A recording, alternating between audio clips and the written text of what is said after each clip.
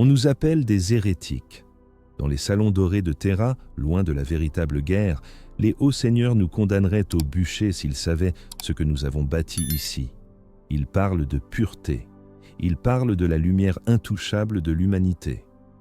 Mais la pureté ne gagne pas les guerres. La pureté est un bouclier en verre face à un marteau de guerre. Ici, sur la station Omicron, enterrée dans le ventre mort d'un astéroïde à la dérive, nous avons abandonné la pureté. Nous avons choisi la nécessité. Regardez vos mains. Sont-elles propres? Les miennes sont couvertes de graisse noire et de poussière d'os. Je suis l'archiviste de ce tombeau, et je vous dis ceci. Pour tuer un démon, il ne faut pas être un saint. Il faut devenir un meilleur monstre. Le transporteur lourd a amarré il y a 1 heure. Le bruit des verrous magnétiques qui s'enclenchent a résonné dans toute la station comme le glas d'une cloche funèbre. L'air recyclé a soudainement pris un goût métallique, un goût de cuivre et d'électricité statique. C'est le goût de sa présence. Même à travers 3 mètres de blindage en céramite, le sujet zéro contamine déjà la réalité. Je suis descendu au hangar 4. Il fait froid ici. Pas le froid naturel de l'espace, mais un froid psychique, une absence de chaleur qui traverse les combinaisons thermiques et gèle la moelle épinière. L'inquisiteur Van m'attendait. Il ne tremblait pas. Cet homme a fait exciser sa capacité à ressentir la peur il y a 30 ans. Il regardait la rampe de chargement s'abaisser dans un nuage de vapeur d'azote liquide. « La cargaison est-elle stable » a-t-il demandé. Sa voix était sèche comme du papier froissé. Le capitaine du transporteur n'a pas répondu. Il était mort. Lui et son équipage gisaient sur le pont, les yeux grands ouverts, le sang coulant de leurs oreilles. Ils n'avaient aucune blessure externe. Le sujet zéro les avait simplement éteints, juste en étant là.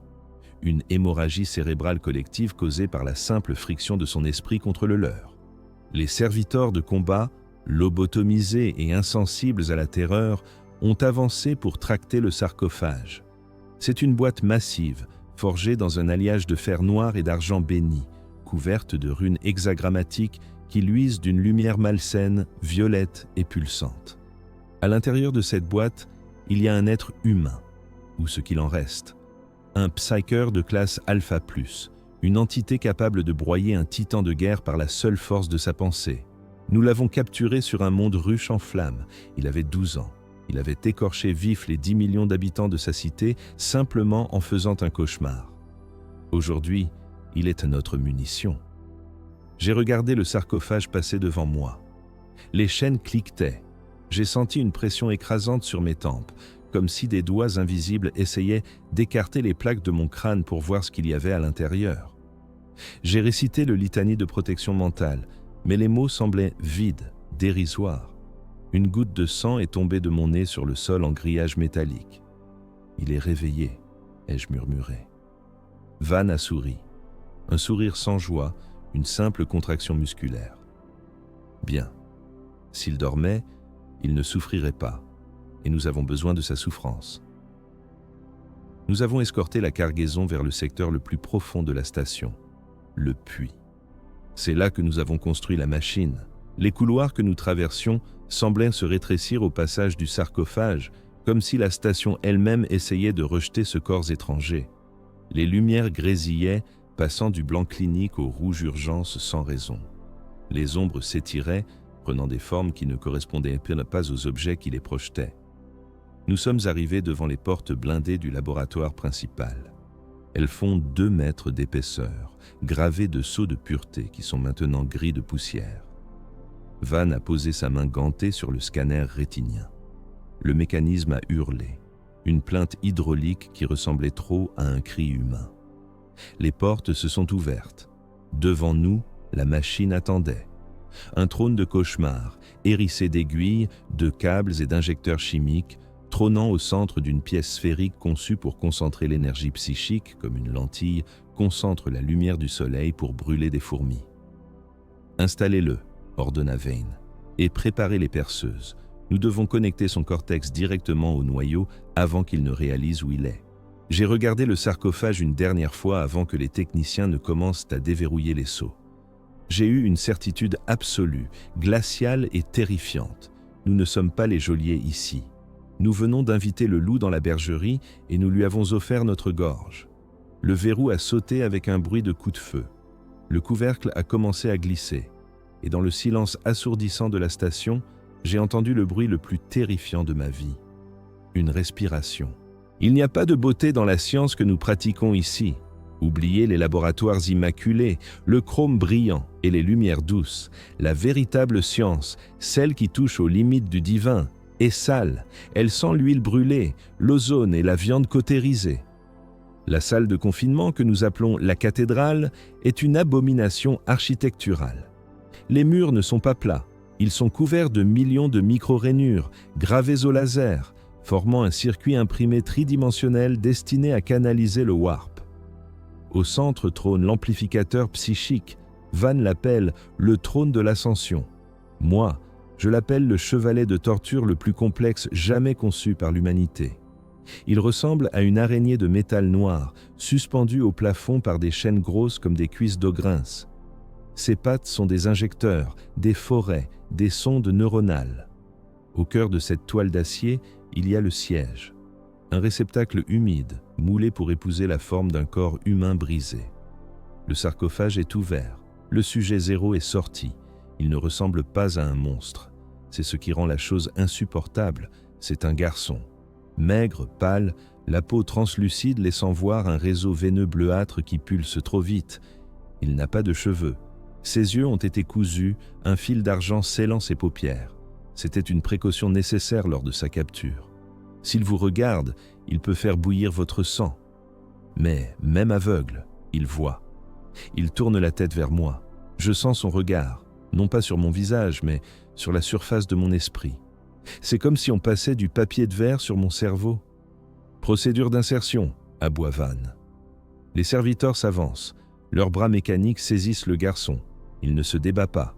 Il est trop drogué, ou peut-être trop arrogant. Il se laisse porter vers le trône. Les sangles de retenue en cuir béni claquent autour de ses poignets et de ses chevilles. Le métal froid touche sa peau nue. Il frissonne. Ce petit mouvement humain me donne la nausée. « Connexion neurale primaire », annonce le technoprêtre, sa voix n'étant qu'un grésillement binaire sortant de son vocodeur. C'est le moment critique. On ne peut pas anesthésier un sujet pour cette étape. La douleur est essentielle. La douleur est le signal porteur. Elle force l'esprit à se rétracter, à se concentrer, à devenir dense comme une étoile à neutrons. L'araignée de métal descend. Une sonde, fine comme un cheveu mais longue de 20 cm, vise la base de son crâne, juste entre l'atlas et l'axis. Le forêt se met en marche. Un bourdonnement aigu, une note de musique stridente qui fait vibrer mes plombages dentaires. Le forêt touche la peau. Le garçon ouvre la bouche. Aucun son ne sort d'abord, juste une expiration brutale. Puis, le forêt traverse l'os. Le cri qui suit n'est pas humain. Ce n'est pas un cri de corde vocale, c'est un cri psychique. Les lampes de la salle explosent toutes en même temps. Nous sommes plongés dans le noir total, éclairés seulement par les étincelles des consoles qui court-circuitent. Dans l'obscurité, je vois des formes, des fantômes violets qui dansent autour du trône. Je sens le goût du cuivre dans ma bouche. Mon nez saigne à nouveau. « Stabilisez-le !» hurle Van dans le chaos. « Ne le laissez pas se synchroniser avec la douleur, forcez-le à la traverser !» Les techniciens activent tous les pompes chimiques. Un mélange de stimulants de combat et de neuroinhibiteurs inonde les veines du garçon. Le cri cesse brusquement, remplacé par un halètement humide. Les lumières de secours s'allument, baignant la scène d'un rouge infernal. Le garçon est connecté. La sonde est enfoncée jusqu'à la garde dans son tronc cérébral. 12 autres câbles ont été insérés dans sa colonne vertébrale, le transformant en marionnette biologique. Il ne bouge plus. Seule sa poitrine se soulève par spasmes irréguliers. Mais la machine s'éveille.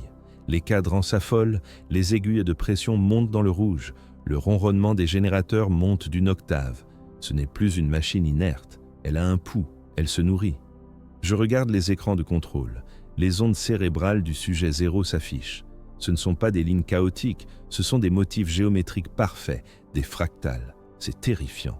La folie devrait être désordonnée. Mais ceci, c'est de l'architecture. Van s'approche de la vitre de protection. Il pose sa main sur le verre blindé, fasciné. « Regardez », murmure-t-il. Il ne rejette pas l'implant, il l'accueille. C'est vrai. Sur l'écran thermique, je vois la chaleur du corps du garçon fusionner avec le froid du métal.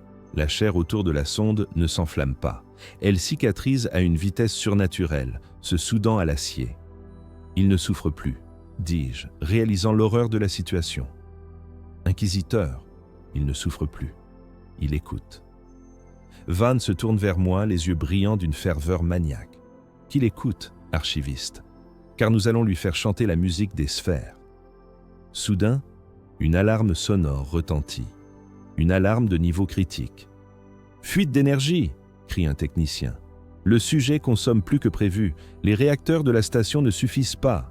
Ils drainent tout. » Les lumières faiblissent. La gravité artificielle diminue un instant, me faisant flotter, l'estomac au bord des lèvres. La machine a faim. Et le sujet zéro n'est que la clé de contact. Il nous faut du carburant. Van se tourne vers la porte latérale, celle marquée d'un crâne noir.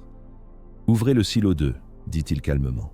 Apportez les coques. » Je ferme les yeux une seconde. Je sais ce qui se trouve dans le silo 2. Je sais ce que nous allons faire. Et pour la première fois, je prie pour que l'empereur ne nous regarde pas. Car s'il voit ce que nous allons faire en son nom, il nous détruira lui-même avant que les démons n'en aient la chance. La thermodynamique est une loi cruelle. L'énergie ne se crée pas, elle ne se perd pas, elle se transforme. Mais pour transformer une pensée en une arme capable de déchirer la réalité, le coût énergétique dépasse tout ce qu'un réacteur à plasma peut fournir. L'âme est une source d'énergie, la plus puissante, la plus volatile et la plus sale qui soit. Nous n'utilisons pas de charbon ici, nous n'utilisons pas d'uranium, nous utilisons des coques. La porte du silo 2 s'ouvre dans un grincement de métal rouillé. L'odeur qui s'en échappe est celle d'un chenil mal entretenu, sueur rance, peur, excréments. Les gardes font sortir le premier groupe, ils sont 5. Ils portent des tuniques grises, identiques, sales. Leurs têtes sont rasées. Ce sont des psykers de niveau iota ou zeta. Trop faibles pour être utiles, trop dangereux pour être laissés en liberté. L'Imperium les appelle la dîme. Van les appelle les batteries. Il y a un enfant parmi eux, une fille. Elle ne doit pas avoir plus de 8 ans. Elle serre une poupée faite de chiffon et de vis contre sa poitrine. Elle ne pleure pas. Elle a les yeux vides de ceux qui ont vu trop de choses trop tôt. Les gardes les poussent vers les cellules de transfert, des capsules de verre cylindriques disposées en cercle autour du trône de l'ascension, connectées à la machine par des câbles épais comme des pitons. « Connectez-les » ordonne Vane. Il ne regarde pas l'enfant. Il regarde les jauges d'énergie qui sont toujours dans le rouge critique. Les gardes brutalisent les prisonniers pour les faire entrer dans les tubes. La petite fille lâche sa poupée. Elle tombe sur le sol grillagé et passe à travers les mailles, tombant dans les ténèbres sous la passerelle. Elle tend la main, mais la porte du tube se referme. Le joint hermétique siffle. « Activation du siphon vital », annonce le technoprêtre. Il n'y a aucune émotion dans sa voix mécanique, juste l'exécution d'un protocole. La machine gronde. Le sujet zéro, toujours immobile sur son trône, lève brusquement la tête. Il sait. Il sent la nourriture arriver. Le processus n'est pas instantané. C'est ça le pire. C'est une extraction lente. Dans le tube numéro 1, un vieil homme commence à hurler, mais le verre est insonorisé. Je le vois taper contre la paroi. Sa peau commence à devenir grise. Pas pâle, grise. Comme de la cendre. Ses veines noircissent. C'est comme regarder un film en accéléré d'un fruit qui pourrit. L'énergie vitale, l'anima, est aspirée hors de ses cellules, pompée à travers les câbles, purifiée par les filtres runiques et injectée directement dans la colonne vertébrale du sujet zéro. Je regarde la jauge d'énergie, elle remonte, la barre rouge devient orange, puis verte. La station cesse de trembler. La gravité se stabilise. Rendement optimal, note Vane sur sa tablette de données. La consommation est stabilisée. Je regarde la fille dans le tube numéro 3. Elle ne tape pas contre la vitre, elle s'est recroquevillée au sol. Elle regarde ses mains. Ses doigts commencent à s'effriter, littéralement. La chair se transforme en poussière fine, emportée par la ventilation du tube. Elle regarde ses propres mains disparaître avec une curiosité morbide, comme si cela arrivait à quelqu'un d'autre. Puis, ses jambes partent en fumée, puis son torse. En 30 secondes, il ne reste d'elle qu'un petit tas de poussière grise au fond du cylindre et une tache de graisse sur la vitre. J'ai envie de vomir. Je porte ma main à ma bouche, étouffant un haut le cœur. C'est nécessaire, archiviste, dit Van sans se retourner. Il m'a entendu. Pensez à une torche. La cire doit fondre pour que la flamme brille. Ces vies étaient inutiles. Maintenant, elles servent un but divin. C'est la forme la plus haute de piété. Je regarde le tas de cendres qui était une petite fille, il y a 1 minute. Est-ce de la piété ou est-ce du cannibalisme industriel? Soudain, le sujet zéro bouge. Ses lèvres, pâles et sèches, s'étirent. Le fil d'argent qui coude ses paupières se tend. Il sourit. Un sourire repu, satisfait. Il vient de manger 5 âmes. Et il a aimé ça. « Regardez les moniteurs », dit le technoprêtre, une note d'urgence perçant sa monotonie. Sur l'écran principal, l'activité cérébrale du sujet zéro change. Les fractales géométriques disparaissent. À la place, une seule ligne apparaît. Une onde sinusoïdale parfaite, dorée, pure. Il synchronise, murmure Vane. Il est prêt. La machine commence à émettre un son grave, une vibration qui résonne dans ma cage thoracique. C'est le son d'un dieu qu'on réveille. Mais alors que Vane exulte, je remarque un détail sur la vitre de ma console. De la condensation, du givre. Il fait froid, terriblement froid. Et dans le tas de cendres du tube numéro 3, quelque chose bouge. La poussière tourbillonne, comme si la petite fille essayait de se reformer. Mais ce n'est pas le vent. Il n'y a pas de vent dans un tube scellé. Quelque chose d'autre est entré dans la pièce avec nous. « Inquisiteur », dis-je, ma voix tremblante. La température chute, les capteurs thermiques, ils détectent une présence froide à l'intérieur de la chambre. Van m'ignore. Il a les yeux rivés sur le sujet. « Commencez la phase 2 », ordonne-t-il. « Ouvrez le canal, laissez-le parler. » Le silence qui suit l'ordre de l'inquisiteur est absolu. Pas le silence paisible d'une bibliothèque, mais le silence sous-vide de l'espace juste avant une décompression explosive. Les techniciens, les gardes, même les serviteurs lobotomisés, tout le monde retient son souffle. Le technoprêtre manipule une série de leviers en bronze terni. Les verrous magnétiques autour de la gorge du sujet zéro se déverrouillent avec un claquement sec. Le collier inhibiteur tombe au sol. Pour la première fois depuis son arrivée, la gorge du sujet est libre. Il ne parle pas avec sa bouche, sa poitrine ne se gonfle pas pour prendre de l'air. Le son vient de partout à la fois. Il émane des haut-parleurs, des murs, de la structure métallique de la station et directement de l'intérieur de mon crâne. C'est un son, juste un son, une note pure, cristalline, dorée. Elle n'est pas agressive, au contraire, c'est le son le plus beau que j'ai jamais entendu. C'est le son d'un chœur angélique chantant à l'unisson parfait. C'est le son de l'espoir, c'est le son de l'ordre. Pendant une seconde, la peur quitte mon corps. La douleur dans mes articulations disparaît. La fatigue chronique qui pèse sur mes épaules s'évapore. Je me sens pardonné. Van tombe à genoux. Des larmes coulent sur ses joues cicatrisées, traçant des sillons propres dans la crasse. « Je le savais », sanglote-t-il, les mains jointes. « Je le savais. Ce n'est pas une abomination. C'est un prophète, c'est la voix de l'empereur lui-même. » Les techniciens se regardent, souriant béatement. L'un d'eux retire son casque et respire profondément l'air vicié, comme si c'était du parfum de rose. Mais je suis un archiviste. Mon devoir n'est pas de ressentir, c'est d'enregistrer. Je force mes yeux à se détourner du trône glorieux. Je regarde mes instruments. Les données ne mentent pas. Et les données sont terrifiantes. L'onde sonore n'est pas naturelle. Elle a une symétrie parfaite, mathématique, trop parfaite. Rien dans la nature, rien dans l'humanité n'est aussi symétrique. Même la lumière de l'empereur a des fluctuations, des nuances. Ceci est froid. Ceci est artificiel. Je regarde les cages des animaux de laboratoire situées dans le coin sombre de la salle de contrôle. Nous utilisons des rats pour détecter les fuites toxiques. Je m'approche de la cage. Les rats ne sont pas apaisés. Ils ne sont pas en extase. Ils sont fous. Ils se sont regroupés en un cercle parfait au centre de la cage. Ils se tiennent par la queue, formant une spirale vivante, un roi de rats. Et ils mangent. Ils mangent leurs propres pattes arrière. Ils rongent leurs propres os avec une frénésie silencieuse, mécanique. Il n'y a pas de sang, car ils lèchent les plaies instantanément. Ils se dévorent eux-mêmes pour maintenir le cercle parfait. Je recule, horrifié. Je regarde autour de moi. Le technicien qui a retiré son casque sourit toujours. Mais il gratte son cou, il gratte fort. Ses ongles creusent la peau.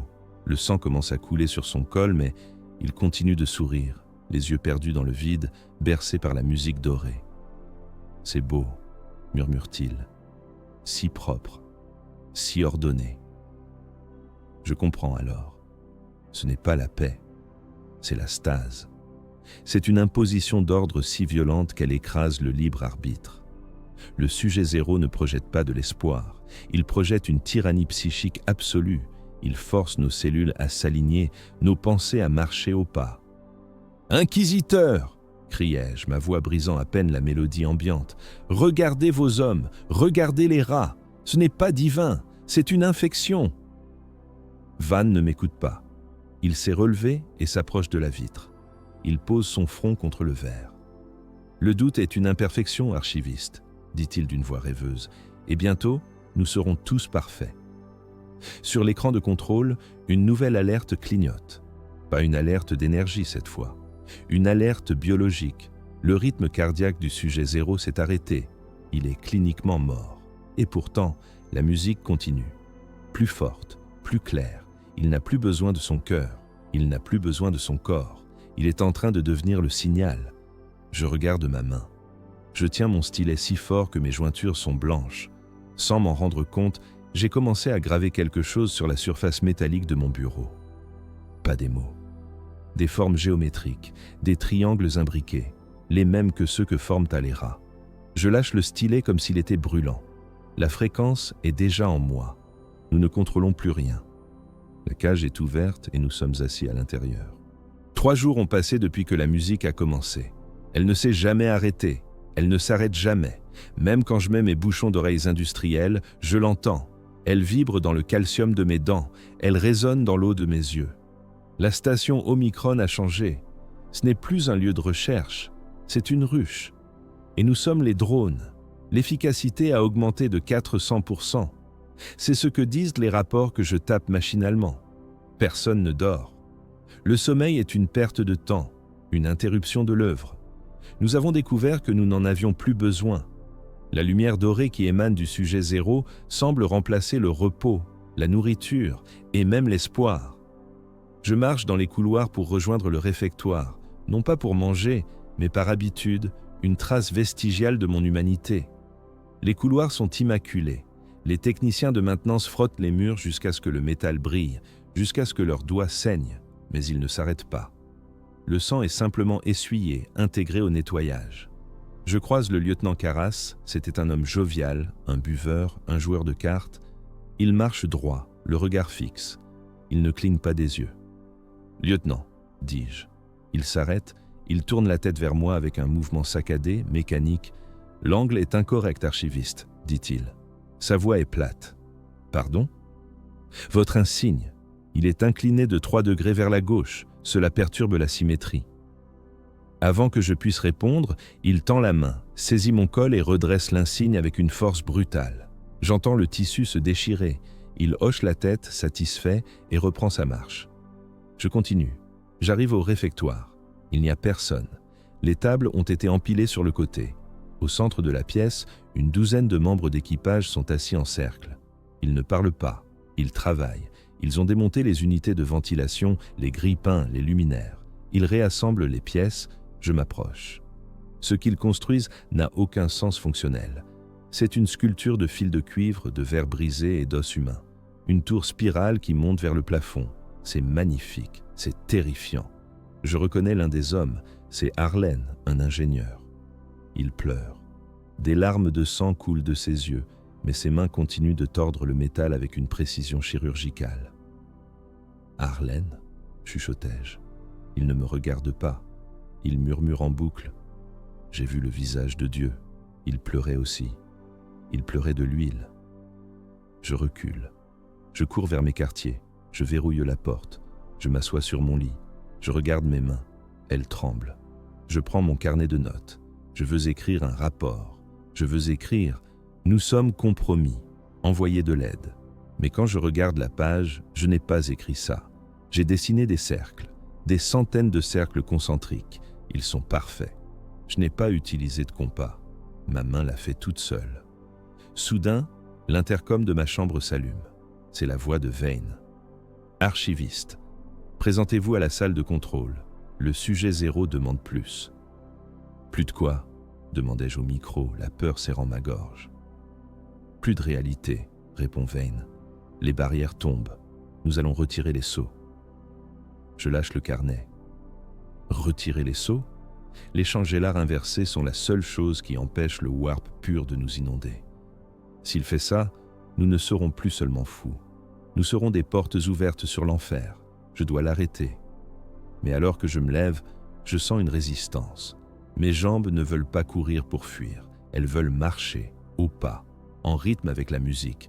Mon esprit hurle « non », mais mon corps répond « oui ».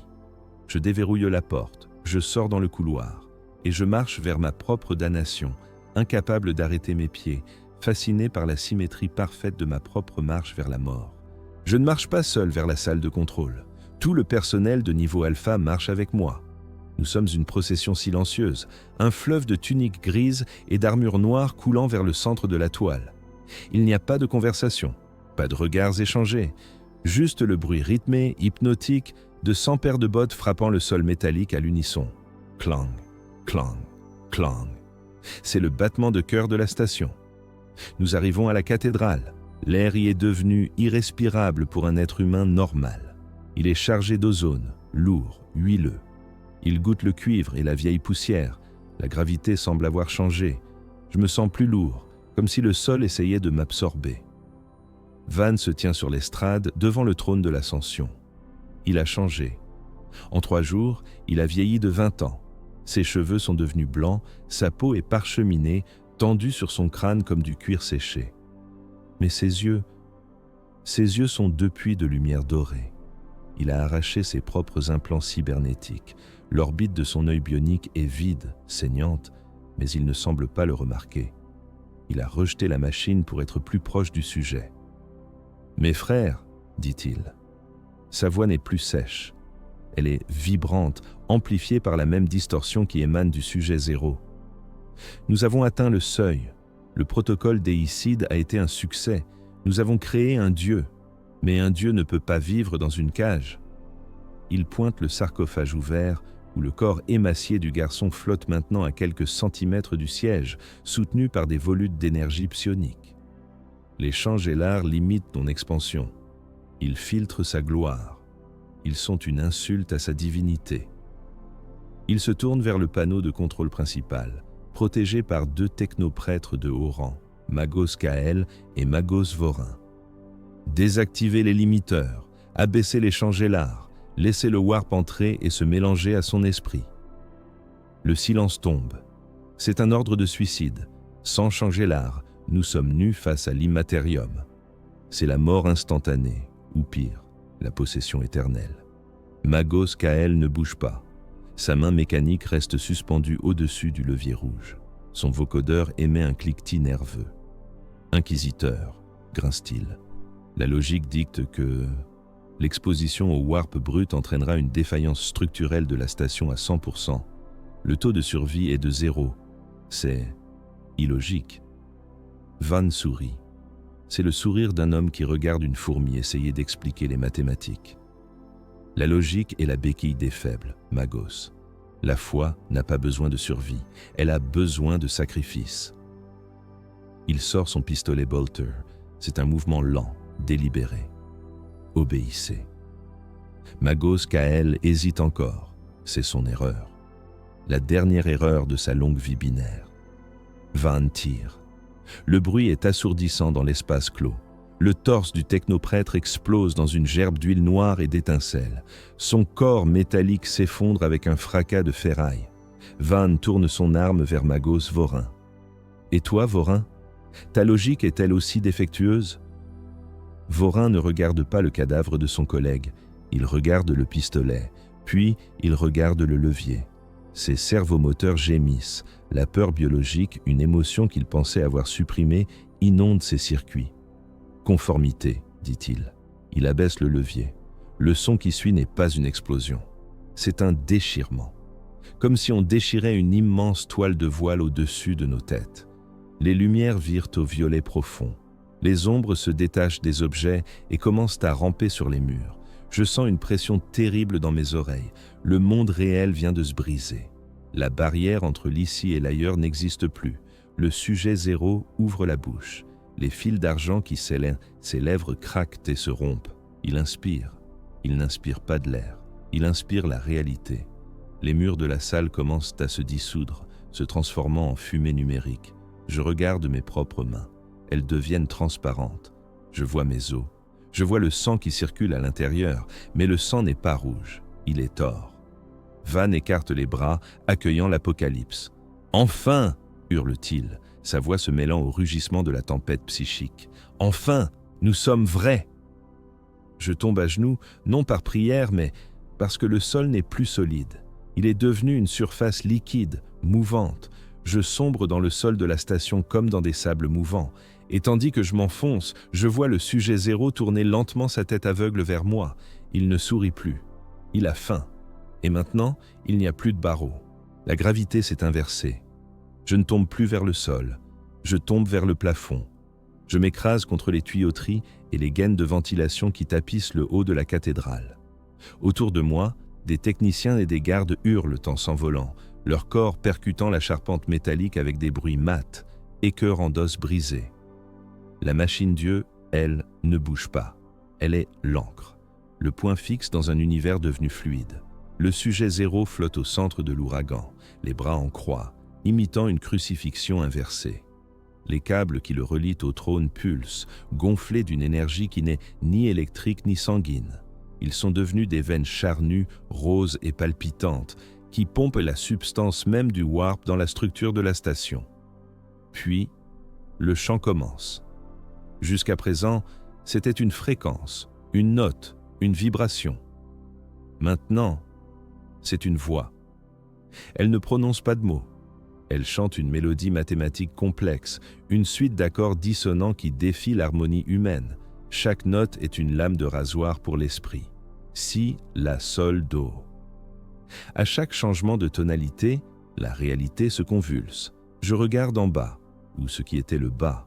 Le sol de la salle de contrôle commence à changer. Le métal ne fond pas, il mue. L'acier gris se couvre d'une peau pâle, humaine. Les rivets deviennent des mamelons, les jointures deviennent des articulations osseuses. La station entière est en train de devenir biologique. Les murs transpirent. Une huile noire, épaisse et malodorante coule des conduits d'aération. Elle pleut vers moi, puisque je suis au plafond. Une goutte me touche la joue. Elle brûle comme de l'acide, mais elle sent le musc. Soudain, les coques dans les tubes restants explosent. Pas une explosion de feu, une implosion de chair. Les corps des psychers mineurs qui servaient de batterie ne supportent plus la surcharge. Ils éclatent comme des fruits trop mûrs, projetant une bouillie organique contre les parois de verre. Le verre se brise, mais les éclats ne tombent pas. Ils restent suspendus en l'air, figés, formant une auréole scintillante et mortelle autour du sujet zéro. Van est toujours sur l'estrade, maintenant collé au sol par des bottes magnétiques. Il rit. Il tend les mains vers la pluie d'huile noire, s'en frottant le visage comme s'il s'agissait d'eau bénite. « Écoutez !» crie-t-il. Il réécrit le code de l'univers. Il transforme la matière morte en vie éternelle. Je m'agrippe à une poutre pour ne pas être aspiré vers le centre. Je regarde Magos Vorin, le dernier technoprêtre. Il est accroché à sa console. Ses yeux bioniques clignotent terratiquement. « Erreur logique », répète-t-il en boucle. « La chair est faible, la chair est... » Soudain, il s'arrête. Il regarde ses propres mains mécaniques. Le métal de ses bras commence à ramollir. Il devient rose, il devient mou. Ses implants cybernétiques régressent, se transformant en os et en tendons. Il hurle. Un hurlement de terreur pure alors que sa perfection mécanique lui est arrachée, remplacée par la vulnérabilité de la viande. En quelques secondes, il n'est plus une machine. Il est juste un homme, nu, écorché, terrifié. La machine l'a digéré et recraché sous une forme qu'il méprise. Je comprends alors la nature du chant. Ce n'est pas de la création, c'est de la corruption.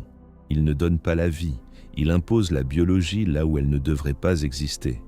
Il viole la nature inanimée. Je dois sortir d'ici. Je rampe le long des tuyaux, luttant contre la nausée et le vertige. Le couloir de sortie est à 10 mètres au-dessus de moi. Je vois un garde, le sergent Miller, flotter près de la porte. Il essaie de l'atteindre. Miller, criai-je, attrape ma main. Il se tourne vers moi. Son visage, par le trône, son visage n'a plus de traits. Sa bouche a disparu. Son nez a disparu. Il ne reste qu'une surface de peau lisse avec 2 yeux qui pleurent du sang noir. La machine lui a volé sa capacité à crier. Il tend la main vers moi, mais ses doigts ont fusionné ensemble, formant une palette de chair inutile. Il est aspiré vers le sujet 0. Il traverse l'auréole de verre brisé.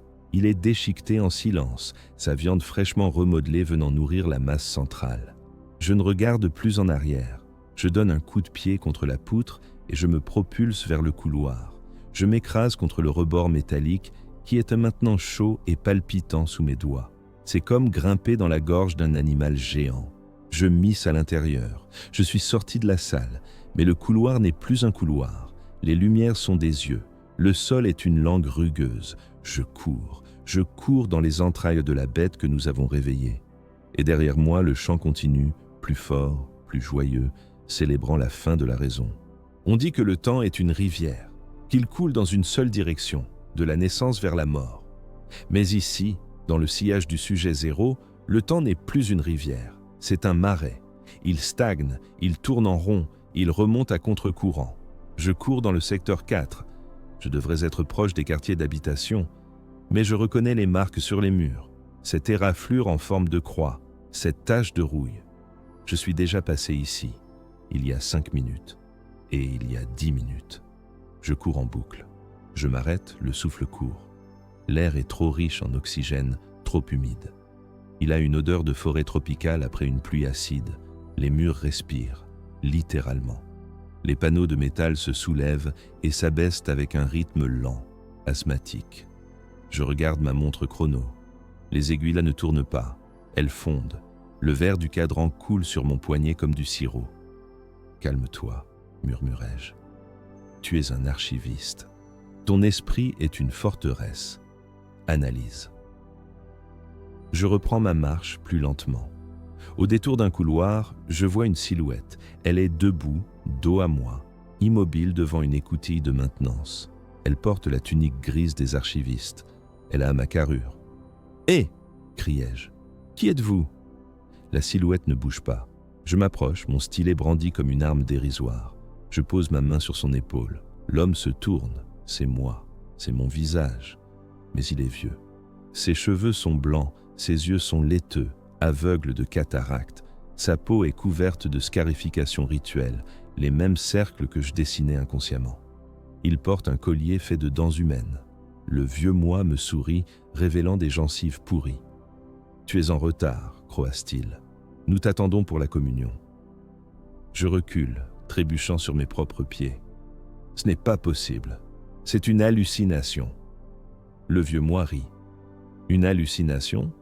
Touche-moi. Je suis plus réel que toi. Tu n'es que le souvenir d'un homme qui est mort ici il y a 1000 ans. Il lève la main et pointe un doigt décharné vers le mur à sa droite. Regarde ce que nous avons invité. Je regarde le mur. Ce n'est pas un mur. C'est une surface réfléchissante, mais ce n'est pas un miroir. Elle ne reflète pas le couloir. Elle montre l'extérieur. Mais l'extérieur n'est pas l'espace. Je vois une cité impossible, faite d'or et d'os, flottant dans un ciel violet. Les tours sont des aiguilles qui percent les nuages de gaz toxiques. Et au centre de la cité, il y a un œil gigantesque, fendu comme celui d'un reptile, qui nous observe à travers la brèche que le sujet 0 a ouverte. Je comprends alors l'ampleur de notre erreur. Van pensait que nous avions créé un dieu. Il pensait que la puissance venait du sujet 0. C'est faux. Le sujet 0 n'est pas la source, il est la porte. Il est le trou de serrure par lequel quelque chose d'autre regarde notre univers. Et cette chose a vu notre petite station brillante dans le noir. Elle a vu notre arrogance et elle a faim. Ce n'est pas l'empereur, murmurai-je, les larmes aux yeux. Ce n'a jamais été l'empereur. Le vieux moi hoche la tête. Non.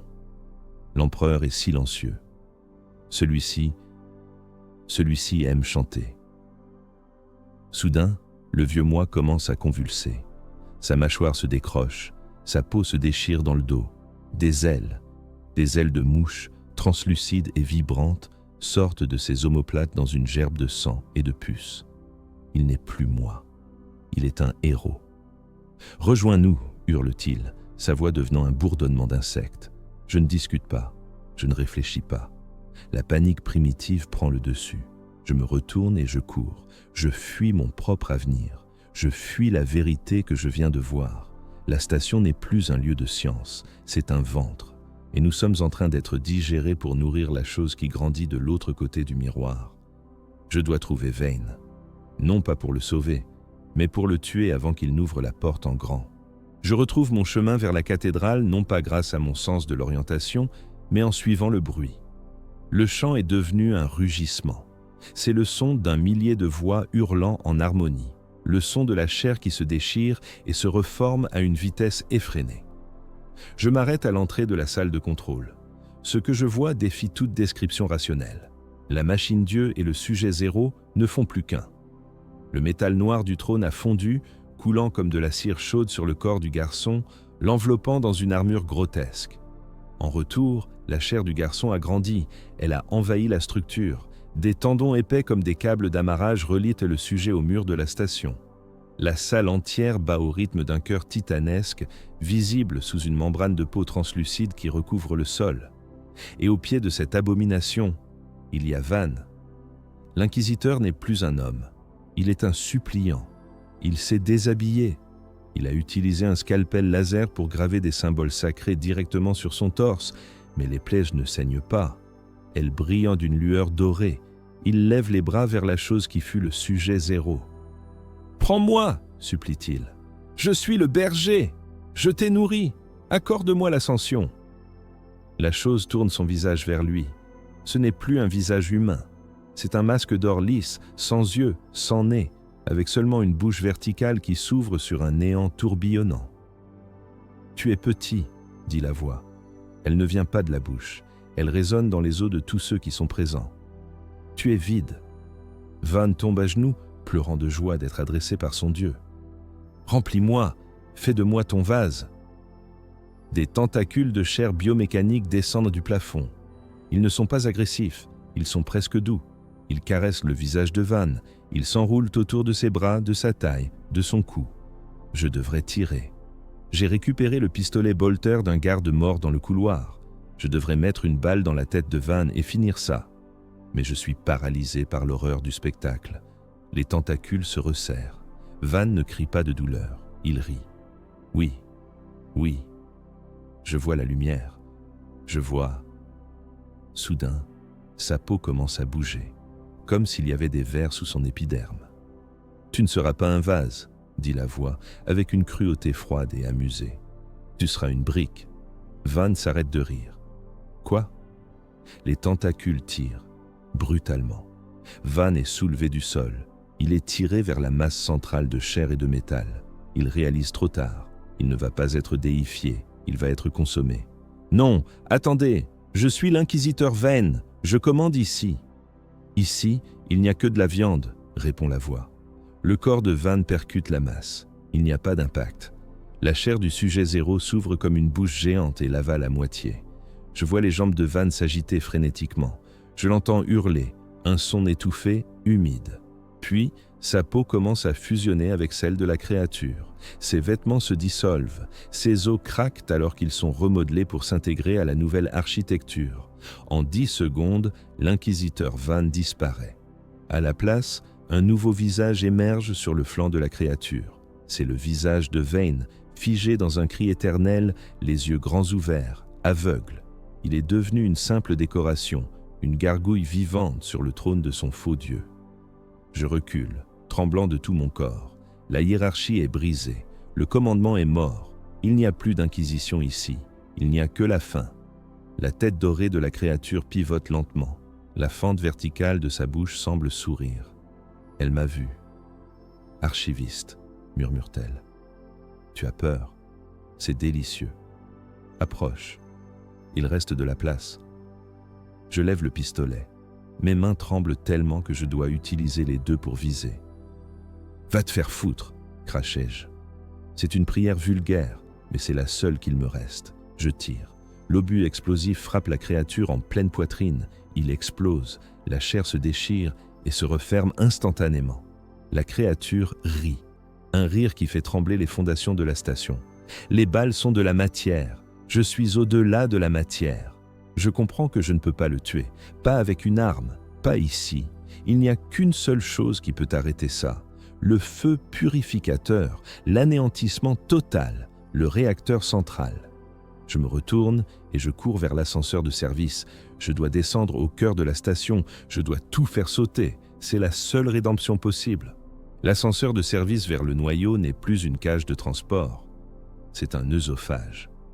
Je m'y engouffre non pas comme un passager, mais comme une pilule amère qu'on force la station à avaler. Les câbles ne chantent plus le frottement rassurant de l'acier contre l'acier. Ils hurlent comme des tendons qu'on étire jusqu'au point de rupture absolue. Je frappe le panneau de commande avec la crosse de mon bolter, brisant le verre de l'interface pour forcer la descente manuelle. La cabine chute. Ce n'est pas une descente, c'est une punition cinétique.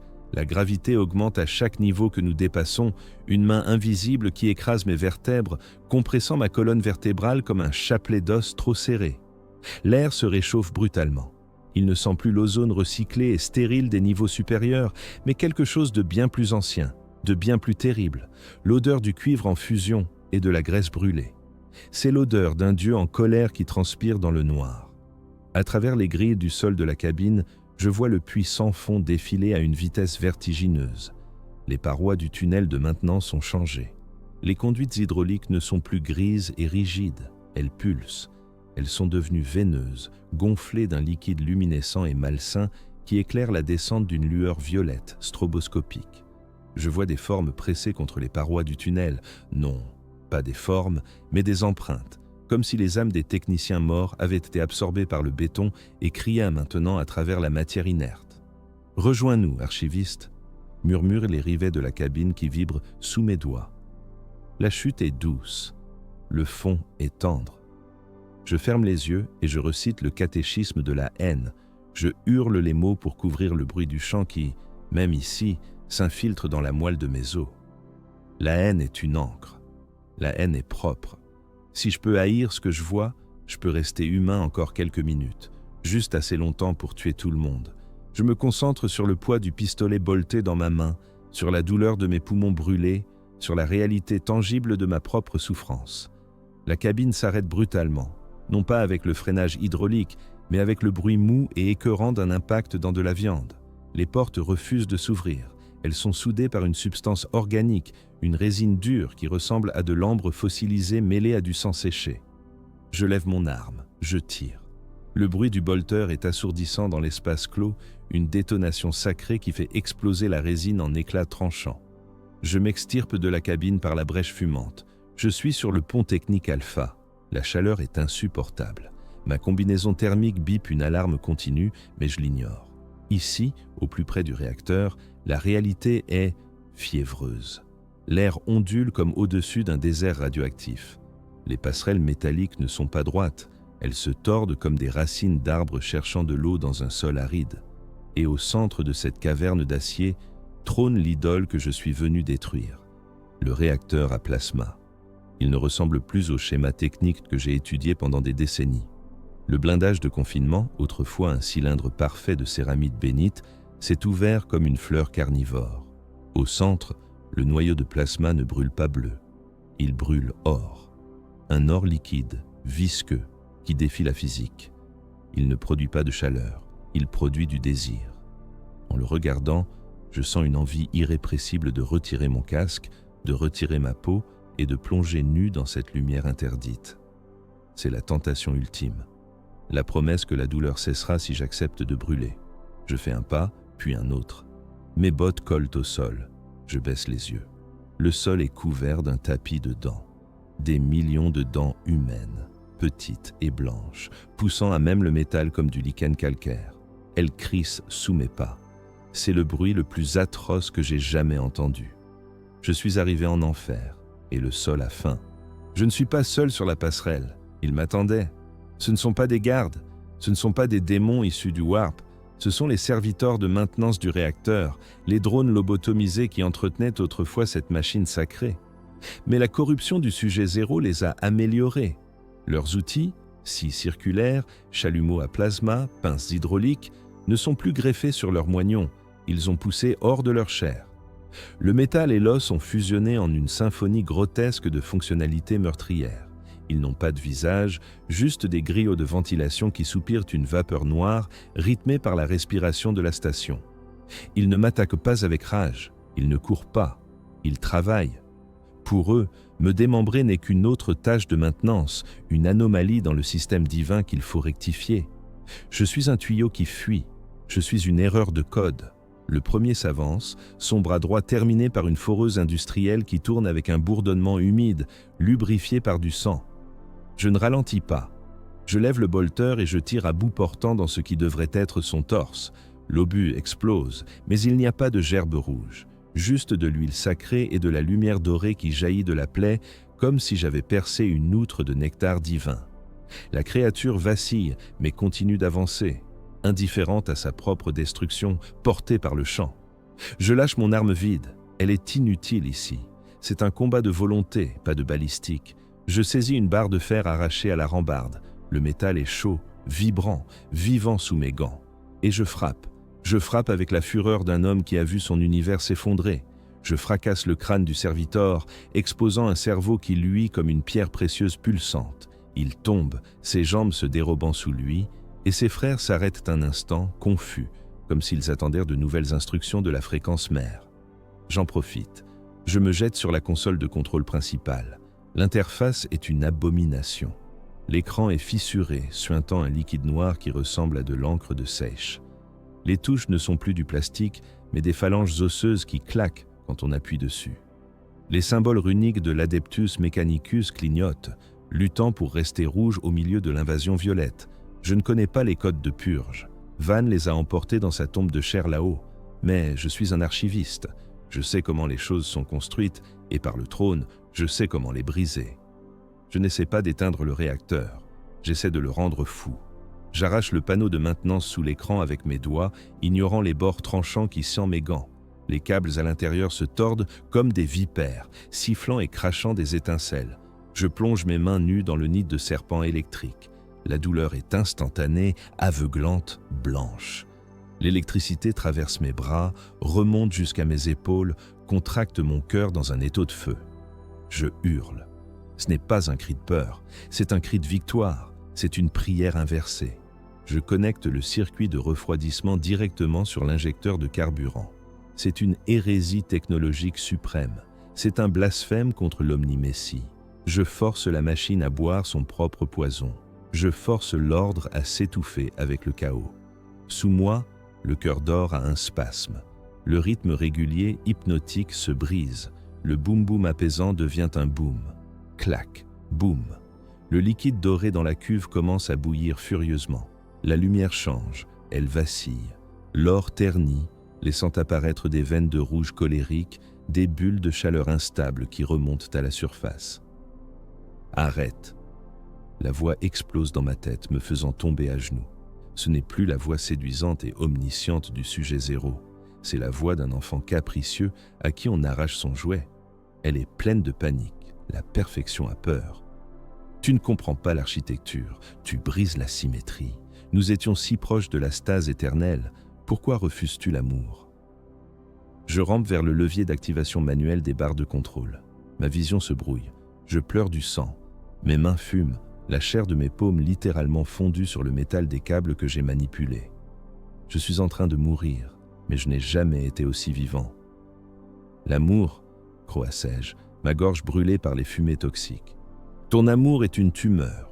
La perfection, c'est la mort. La perfection, c'est le silence. Et je vais t'offrir le silence. La passerelle tremble violemment sous moi. Le réacteur entre en masse critique.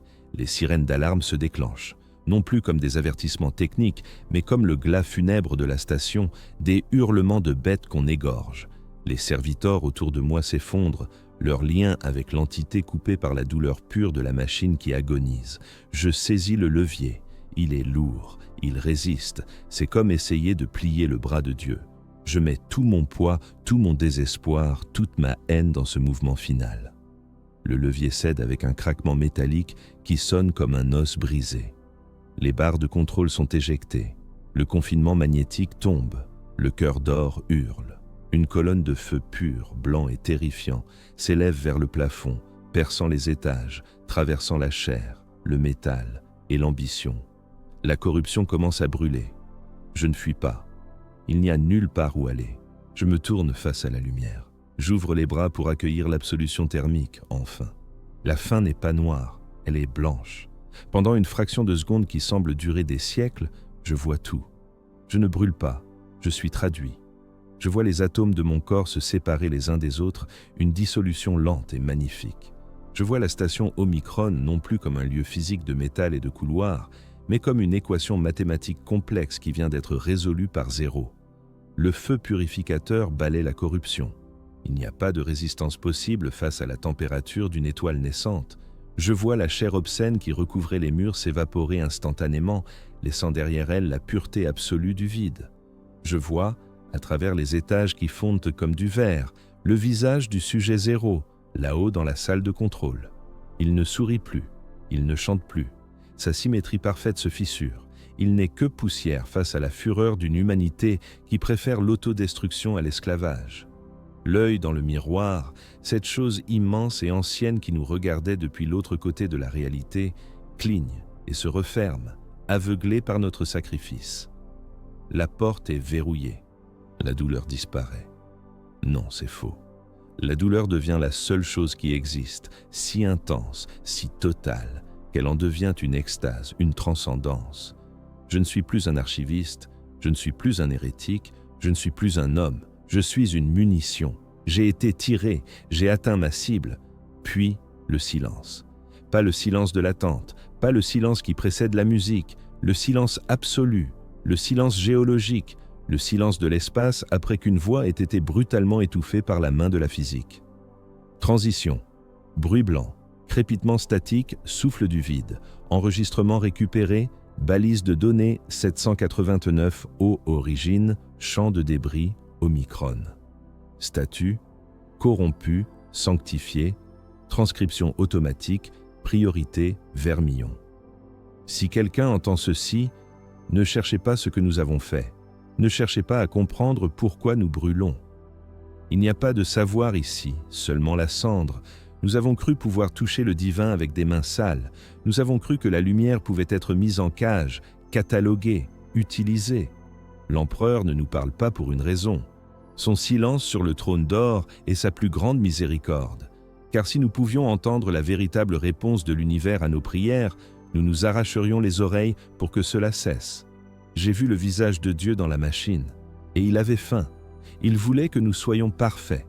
Mais l'humanité n'est pas faite pour la perfection géométrique. Nous sommes faits de sang, de doute et de crasse. Et c'est cette crasse qui nous sauve. N'approchez pas de ces coordonnées. Oubliez ce secteur. Rayez nos noms des archives. Que nous soyons oubliés est notre seule absolution. Le feu est froid maintenant. Il est propre. Fin de transmission. L'espace est calme autour des restes de l'astéroïde. Il n'y a plus de station, il n'y a plus de champ, juste un nuage de poussière radioactive qui scintille faiblement sous la lumière lointaine et indifférente des étoiles. Les particules de métal et d'os dérivent, froides et inertes, dispersées dans le néant. Mais si l'on écoute très attentivement, si l'on pousse les capteurs Vox d'un drone de récupération au-delà des limites de sécurité recommandées, on peut entendre un écho résiduel dans le bruit blanc du fond cosmique. Ce n'est pas une musique, ce n'est pas un ordre. C'est un son très faible, rythmé, mécanique, comme le bruit d'un stylet invisible grattant sur du métal, traçant un cercle, encore et encore. La pureté ne gagne pas les guerres. La pureté est un mythe pour les enfants. Nous sommes tous de la poussière en attente d'être réorganisés. Et dans le noir entre les étoiles, quelque chose attend toujours, patiemment, d'être invité à entrer une seconde fois.